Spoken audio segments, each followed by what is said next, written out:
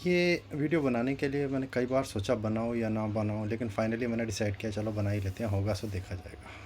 क्योंकि ये न्यायिक व्यवस्था के मैं निशिकांत दुबे के उस बयान से पूर्ण समर्थन करता हूँ, जिसमें उन्होंने कहा था कि अगर इंडिया के अंदर सिविल अनरेस्ट हुआ तो इसके लिए बहुत हद तक जिम्मेदार हमारी न्यायिक व्यवस्था होगी। जब जैसा कि अभी हाल में ही एक प्रकरण मद्देनज़र आया है तमिलनाडु कोर्ट का, हाई कोर्ट का, जिसमें जी.आर. स्वामीनाथन ने एक जस्टिस दिया है, जिसमें एक ऑर्डर निकाला है उन्होंने कि हिंदू अपने सैकड़ों साल पुराने टेंपल में मतलब दीप जलाने का अपना एक प्रोग्राम कर सकते हैं।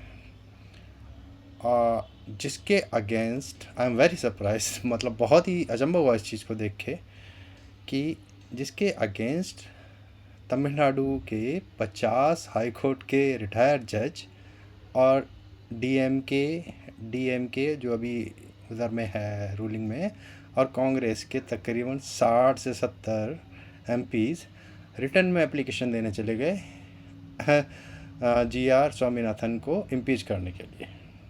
ये तो हालत है हिंदुस्तान में हिंदुओं की। और मुझे इस तरीके से लगता है कि ये वो इनकी हालत बेचारों की, भले ये 80 या 90 करोड़ जो भी अपने आप को मानते हो, 90 करोड़ हैं, 80 करोड़ हैं, 100 करोड़ हैं, लेकिन इनकी हालत इस समय सेकंड क्लास के सिटीजन से भी बहुत बुरी हो चुकी है। अब न्यायिक व्यवस्था का मैं इसलिए बोलता हूँ कि जैसे अभी ये 50 रिटायर्ड जज तुरंत लिखित वो देने चले गए जज के अगेंस्ट, और क्या ये सेकुलरिज्म का हवाला देने लगे। वैसे सेकुलरिज्म को मैं कुछ मानता नहीं, सिवाय एक ढोंग के और एक ज़बरदस्ती का थोपा हुआ प्रोपेगेंडा, जो कि इंदिरा गांधी के द्वारा थोपा गया। मैं इससे ज़्यादा इसे कुछ नहीं मानता। ये इंडिया का सबसे बड़ा स्कैम है जो कांग्रेस ने और इंदिरा गांधी ने हमारे साथ किया है। रही बात इसकी जजेस की, तो ये जजेस तब कहाँ मर गए थे जब यशवंत वर्मा के घर पे करोड़ों की गड्डियाँ जली हुई मिली थी, जब जस्टिस गवई ने भगवान विष्णु के ऊपर आपत्तिजनक टिप्पणी की थी, और एक सुभाष का केस था, अतुल सुभाष का केस था, जिसमें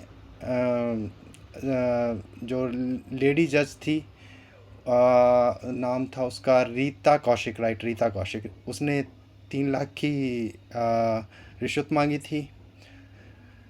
और ऐसा ही एक केस आया है कि मतलब विक्टिम को इसलिए छोड़ दिया गया, उसमें ये कर्नाटका का ही है ये भी, कि वो रेप केस का दोषी था, वो उसको इसलिए छोड़ दिया गया कि लड़की को जब वो मॉलेस्ट कर रहा था तो वो इतनी बुरी तरीके से थक चुकी थी कि जैसे ही उसने उसको छोड़ा थोड़ी देर बाद या तो वो बेहोश हो गया या शायद उसको नींद आ गई।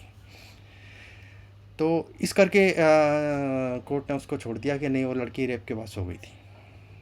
तो ये तो न्यायिक व्यवस्था की हालत है, और ये है सेकुलरिज्म इंडिया का, और ये है हिंदुओं के प्रति नज़रिया हमारे जस्टिस सिस्टम का। तो हिंदुओं, सोचो अपने आप को तुम कहाँ स्टैंड करते हो और क्या तुम्हारी हैसियत है भारत में। भले ही तुम गुमान में मरे जा रहे हो, 90 से 80 करोड़ हो, लेकिन तुम्हारी हैसियत एक दोयम दर्जे की नागरिक की, इससे ज़्यादा कुछ नहीं है। और ये जितनी भी मानसिकता है, जेएनयू की सड़ी हुई मानसिकता और हार्वर्ड यूनिवर्सिटी की जितनी भी सड़ी हुई मानसिकता, और ये सारे ब्यूरोक्रेसी में बैठ गई है आके, और ये सेकुलरिज्म के नाम पे लगातार मेजॉरिटी को प्रताड़ित किए जा रहे हैं, और मेजॉरिटी मूर्ख बधिर बनी हुई बैठी हुई है और चुपचाप सही जा रही है। और तुम नहीं भुगतोगे, तुम्हारे बच्चे भुगतेंगे, बच्चे नहीं भुगतेंगे, उनके बच्चे भुगतेंगे, लेकिन भुगतेगा ज़रूर। तो सही समय पे इसका रिप्लाई दो, सही समय पे इसके अगेंस्ट बोलना सीखो, अदरवाइज़ बहुत देर हो जाएगी।